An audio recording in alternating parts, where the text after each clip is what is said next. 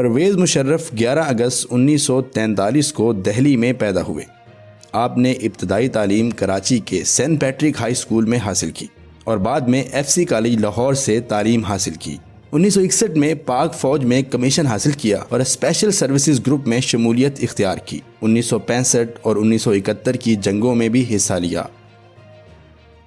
Command and staff college Quetta سے graduate کی degree حاصل کی اور رائل کالج اور ڈیفنس اسٹڈیز برطانیہ سے بھی کورسز کیے۔ پاکستان کی تاریخ میں پرویز مشرف کا کردار اہم اور متنازع رہا ہے۔ 7 اکتوبر 1998 کو چیف آف آرمی سٹاف کے عہدے پر فائز ہوئے اور اکتوبر 1999 کو نواز شریف کی حکومت ختم کر کے چیف ایگزیکٹو بن گئے۔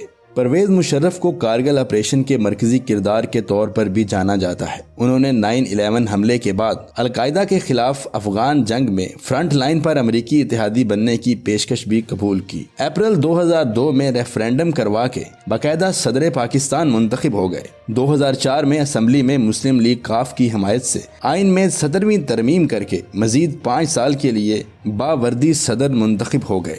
نومبر 2007 کو آئین مخالف اقدامات کر کے اعلیٰ عدلیہ کے ججز کو معزول کر دیا، جو کہ ملک پاکستان میں بڑا تنازع بن گیا اور عدلیہ آزادی تحریک کا آغاز ہوا۔